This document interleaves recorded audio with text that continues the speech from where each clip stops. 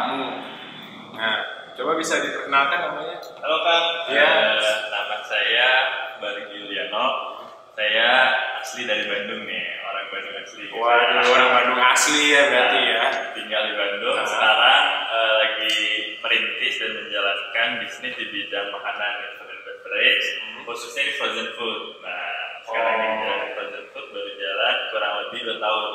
Nah, kalau boleh tahu, apa ya bisnis apa aja sih di frozen food itu biasanya? Nah, saya awalnya itu kan dari frozen food makanan beku gitu ya. Nah, itu terus dari situ, alhamdulillah dari jualan retail satuan, ibu-ibu biasanya ke orang-orang yang butuh makanan cepat gitu ya, digoreng. Terus berkembang, alhamdulillah peningkatan permintaan makin banyak. Sekarang udah masuk ke restoran-restoran gitu. Jadi ada beberapa restoran sama hotel yang juga saya masukin gitu. Nah, waktu mulai merintisnya itu pas kapan gitu ke frozen food itu? Kebetulan, nah ini lucunya tuh ya, si bisnis sebelumnya saya itu, saya gabung sama teman untuk jualan, bukan jualan, saya buka les bahasa Jepang. Nah, setelah Nyari les gitu ya? Kayak nyari les bahasa Jepang, food and beverage gitu ya? Dari les bahasa Jepang, saya join sama teman, terus tiba-tiba sekarang pandemi waktu itu kan. Oh iya, di 2000 berapa? 2020, iya bulan Februari, bulan Maret kok. Nah itu bulan Maret, terus kena pandemi, si tempat les nggak bisa jalan tuh.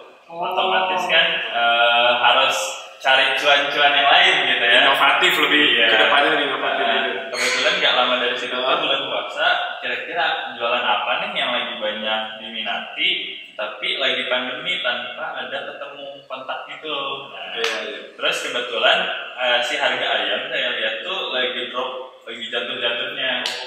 Kenapa nggak coba buat makanan kemasan aja yang bisa dinikmatin kapan aja, bisa buat sahur, buka, terus simple buatnya gitu ya. Ya udah langsung aja dibuat chicken katsu. Tapi biasanya chicken katsu kan udah terlalu mainstream gitu ya. Nah, kalau yang ngebedain chicken katsu Akang dari yang lainnya itu apa sih biasanya? Lucunya itu kita biasa nikmatin chicken katsu di mana? Restoran. Iya, restoran Jepang. Iya, benar kan. Nah, mereka itu cita rasanya tuh full Jepang gitu, lebih ke umami-nya Jepang. Nah, kalau saya dibuat akulturasi rasa sama rasa-rasa Indonesia gitu. Jadi yang kalau misalkan orang Jepang itu kan nggak terlalu suka yang gurih-gurih gitu ya. Sedangkan orang Indonesia tuh sukanya mici-mici. Iya. Dikasih mici nih sekarang gitu. Yang gurih-gurih ya. Sekarang kita coba adaptasi itu, adaptasi si chicken katsunya dibuat lebih gurih daripada dari aslinya Jepang tanpa mengandung banyak MSG. Gimana caranya dari gurih tapi nggak dikasih mici? Nah, itu dia. Apalagi kan banyak konsumen kita itu anak sama ibu gitu ya. Mereka ibu tuh lebih konsen ke MSG-nya gitu. Iya, dan anak-anaknya nggak ini. Makanya kita kasih solusi yang nggak terlalu berat gitu si makanannya. Terus bagus juga buat perkembangan anak. Terus ya simple juga gitu dibuatnya. Tapi kan Akang basic jadi guru les Jepang gitu. Tapi ya karena pikirannya pengen inovatif untuk kedepannya juga ya. Terus ada apa ya spesifikasi lebih jelas lagi nggak kayak ayam katsunya tuh ada rasa apa gitu, varian rasa apa gitu? Karena saya tuh lebih ke frozen foodnya gitu ya, bukan yang makanan udah jadi digoreng enggak gitu. Jadi kita fokus di frozen foodnya, pengembangan produknya lebih ke varian. Dulu kita jualan cuma chicken katsu doang kan. Nah, terus kayaknya apalagi ya yang bisa ditambahin produknya. Terus kembangin lah, dalamnya dikasih mozzarella sama smoked beef. Jadilah chicken cordon bleu. Terus tambahin lagi ada chicken karage, ada egg chicken roll gitu. Lebih ke variasi produknya. Berarti sekarang bervariasi ya.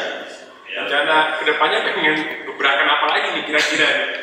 Kalau sekarang masih fokus mengembangkan dulu generasi zonasi supply-nya gitu. Jadi saya pengen di seluruh Bandung, restoran sama hotel chicken katsunya itu dari saya, dari Kinkatsu gitu.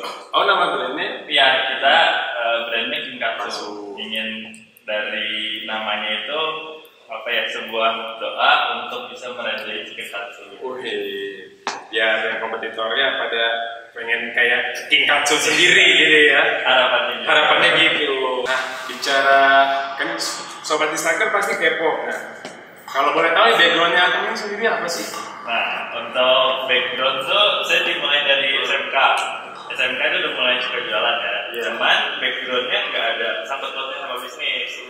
Jadi dulunya itu saya dari jurusan audio video, terus lebih fokusnya ke elektro. Jadi waktu PKL tuh jadi tukang servis, jadi tukang servis mesin cuci, TV, DVD gitu. Itu basic waktu SMK. Cuman udah suka jualan kacamata, jualan perabotan segala macem gitu. Terus lanjut kuliah pengen lanjutin lagi tadinya elektro. Cuman emang pada Allah nggak keterima kayaknya, udah nggak akan masuk lah, susah ya udah kamu nggak akan bisa. Ada rezeki lain kan? Iya, kalau lolos dapat pendidikan bisnis.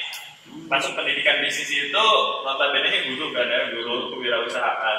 Sebenarnya nggak mau juga masuk pendidikan bisnis, pengennya tuh masuknya bisnis murni. Terus begitu masuk kelas hari pertama, ada pendidikannya ternyata selama tentang para guru, kaget dong. Jadi guru ternyata. Berarti kayak ternyata mahasiswa kan kalau udah masuk nyesel sama jurusannya. Bisa dibilang gitu ya. Kurang lebih gitu. Ya berarti sangat-sangat ya ujung-ujungnya beda sendiri gitu loh ya kan. Backgroundnya dari mana? Nah, berarti udah bicara tentang background, terus tadi ya macam-macam. Nah, kalau untuk bisnis Akang sendiri ini biasanya supply kemana aja sih? Nah, kalau untuk penjualan saya itu kan ada dua macam nih. Ada retail sama supply. Untuk retailnya itu jualan langsung ke konsumen. Jualan ke ibu, anak-anak, dewasa awal yang kantoran, mahasiswa gitu ya. Ini tuh pengirimannya Jabodetabek, Jabar, dari mulai Jakarta, Bogor, Depok, selanjutnya terus sampai ke Jawa Barat, seluruh Jawa Barat kita bisa kirim-kirim. Kita hanya terbatas sampai situ. Nah, terus untuk yang keduanya itu ada supply restoran juga kita masih terbatas. Ini lebih kecil lagi lingkupnya. Untuk restoran itu baru Bandung, Cimahi, sama Jakarta. Paling jauh kita supply restoran di Jakarta. Biasanya kalau sobat Snacker nih kalau pengen pesen apa gitu gimana sih? Boleh banget nih. Kita ada di online platform ya, ada di Shopee, Tokopedia, Bukalapak, atau bisa langsung cek aja Instagramnya di Kinkatsu Official. Terus ada juga langsung WhatsAppnya 08112 Nah, untuk sobat Snacker nih yang penasaran boleh nih kontak Akangnya aja langsung. Kalau nggak ke King apa tadi? Kinkatsunya. Nah, kalau boleh tahu tips and trick Akang nih, ya untuk saat ini ya alhamdulillah udah bisa ini. Nah, buat sobat-sobat lain yang pengen merintis usaha gimana tips and triknya? Nah, kalau misalkan teman-teman pengen gitu ya, ini sekarang lagi rame nih cuan-cuan buat usaha gitu ya. Banyak banget caranya sebenarnya, mulai dari siswa, mahasiswa, bahkan untuk yang teman-teman lagi kerja mau buka side job sambilan gitu ya, bisa banget. Nah, banyak caranya. Pertama mungkin kalau misalkan teman-teman masih belum sanggup untuk produksi sendiri, tahap awalnya itu bisa coba cari teman atau orang lain yang punya produk terus kalian bantu jualin. Jadi sekarang tuh biasanya reseller. Nah, itu pertama reseller biasanya beli 1-2 produk bisa bantu jualin, atau mungkin teman-teman saudara sendiri punya produk juga aku bantu jualin dong gitu. Iya, biasanya lebih seneng kan ngejualin barang gitu ya. Terus biasanya udah kebaca tuh marketnya, misalkan bantu jualin sepatu tuh ya. Nah, bantu jualin sepatu terus kayaknya kurang cocok misalkan, kalau memang kurang cocok gitu ya, cari lagi aja produk lain yang kira-kira kalian cocok. Misalkan kalau cewek lagi banyak sekarang skincare. Biar glowing Nah, udah kayak gitu biasanya kalau udah sesuai sama fashion gitu, aku suka pakai terus ngerti barangnya juga, bisa ngejualin juga jadi cuan juga gitu kan. Nah misalkan udah oke nih produknya gitu, lama-lama dikumpulin uangnya, bisa ngumpulin buat modal usaha baru. Nah bisa tuh untuk buka produk sendiri. Berarti intinya sesuai hobi dan kreativitasnya. Iya. Soalnya banyak orang yang melimitasi diri sendiri itu hanya terbatas sama modal gitu. Iya benar.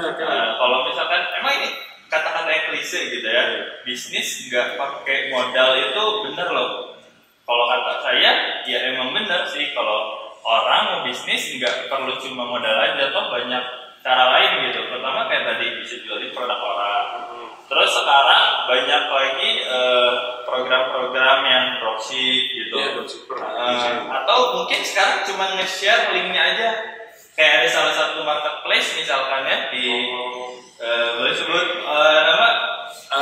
Kayak misalkan Shopee. Nah sekarang Shopee affiliate kayak di link Instagram, terus di story gitu kayak ini ada produk lucu nih, terus kita share linknya doang, itu udah dapet cuan kalau ada yang beli dari situ, itu udah dapet cuan. Nah kayak dari situ doang dikumpulin sebenarnya bisa banget jadi cuan gitu. Berarti banyak jalan nih menuju Roma Sobat Snacker. Harus jeli banget. Iya. Karena ya apalagi Sobat Snacker yang untuk saat ini lagi misalnya lagi pengen dapat nyari kerja atau apa, langsung aja deh pikirkan ide-ide kreatifnya supaya ya seperti Akang ini lah contohnya. Biasanya kalau misalkan yang baru-baru merintis gitu ya, dilihat dulu deh masalah di sekitar kalian apa. Nah biasanya si masalah itu bisa jadi bisnis yang besar kalau kalian tahu solusinya. Waktu itu saya kebetulan lagi bulan puasa, terus lagi pandemi kebetulan. Nah itu kan orang-orang susah mau keluar. Terus biasanya kita kongkow ke kafe. Iya, benar nih sama di Uber itu tiba-tiba 2020 hilang. Iya. Terus biasa makan enak, biasa makan ke restoran, kayak ada yang hilang gitu. Nah dari situ muncullah masalah-masalah. Kalau kalian jeli, kalau kalian bisa cari solusi dari setiap masalah itu bisa jadi sumber peluang. Nah, kayak saya coba contohnya, saya dari masalah itu coba dibuat solusinya. Oh ya udah aja buat produk-produk ala kafe nih, kayak chicken katsu, barbecue gitu kan ya, yang bisa orang santap kapan aja tanpa ada batas waktunya. Selama si produknya masih ada di freezer, itu bisa tahan sampai 8 bulan. Oh, kalau di freezer itu bisa 8 bulan ya? Kalau misalkan si produknya bisa tahan sampai 8 bulan. Jadi kayak misalkan nggak mau dimakan sekarang gitu ya, ya udah bisa kapan aja gitu. Misalkan tiba-tiba tengah malam lapar gitu ya. nih anak-anak zaman sekarang gitu ya. Kalau misalkan teman-teman mahasiswa tuh kan biasanya cuma mie doang gitu. Iya, mie doang. Pengen tambahan agak bergizi sedikit bisa pakai daging gitu. Oke banget. Belinya seminggu 2 kali lah mahasiswa biasanya. Nah gitu, itu bisa cocok banget kalau misalkan masih belum punya modal tuh ya, masih banyak jalan untuk menuju Roma. Iya. Berarti harus ya pertama tadi itu ide kreatif, terus yang kedua itu harus tekad ya. Pintar-pintar cari peluang. Betul ya, cari peluang. Nah Sobat Snacker nih ya, jangan pada males-malesan, harus mulai berpikir kreatif untuk memulai jadi wirausaha boleh atau jadi ya kerja-kerja apapun boleh lah, yang penting halal ya kan. Terus teman-teman saya juga kebetulan ya untuk Sobat Snacker semua nggak perlu patah semangat kalau misalkan teman-teman itu lagi posisinya di PHK.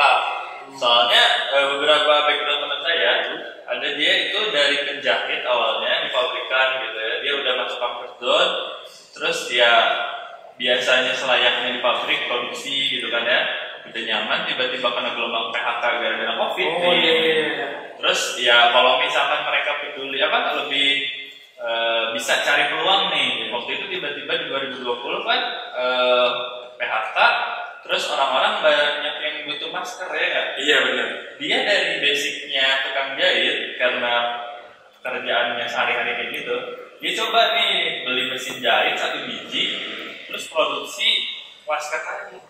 Masker kain. Nah waktu dulu kan kita lagi kesusahan tuh ya, ada timbun ya. Masker medis, dia jeli nih kayaknya si masker kain ini bakal potensial. Dia dari nol, terus dalam waktu 3 bulan bisa pre-order hanya lewat media sosial. Itu kalau nggak salah ribuan piece per minggunya. Gila banget kan. Jadi kalau misalkan kita jeli ngeliat peluang tuh harus bisa jeli, ya udah pasti ada aja gitu. Kayak lakukan isu yang saat ini lagi happeningnya apa gitu, terus langsung buat tindakan gitu ya. Bener banget.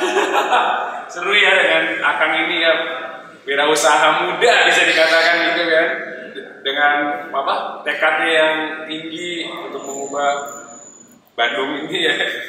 Ini sukses depannya. Kalau misalkan teman-teman juga mungkin kalau ada yang keterbatasan dana masih mungkin alasannya ya udahlah, gue masih nggak rela atau belum percaya diri gitu ya ngeluarin dana. Iya, biasanya kan modal, biasanya kan hanya modal tuh overthinkingnya tinggi banget gitu ya. Kayaknya gue bener nggak ya si bisnis itu tuh gitu kayak anxiety nih gitu. Terus ya udah, kalau misalkan masih kayak gitu udah dicobain aja, join sama temen yang udah berpengalaman. Nah itu bisa jadi salah satu solusi lagi kalau misalkan ada temen gua nih kira-kira SMA-nya lah atau kuliahnya atau mungkin tetangga kalian gitu ya. Ya udah join aja mereka yang udah lebih senior misalkan. Kalian join aja, kalian punya keahlian apa? Nah, kalian gabung tuh jadi partner lah intinya. Partner. Kalau misalkan punya soft skill-nya ada bisa menjahit, misalkan teman kalian bisa marketing, bisa bantu jualin, kenapa enggak? Kenapa enggak ya? Jadi intinya ya tekad percaya diri itu jangan ingin modal lah intinya. Pasti bisa kok. Pasti bisa ya. Nah, oke guys, Sobat Disnaker, ini tips and trick dan kisah ceritanya Kang siapa tadi namanya? Kang Akbar. Untuk info lebih lanjutnya nih bisa cek link dan deskripsi ini ya. Ya Kang ya, makasih ya. Sampai jumpa lagi. Oh iya. Halo Sobat Disnaker, Halo Sobat Disnaker, sampai jumpa lagi minggu depan.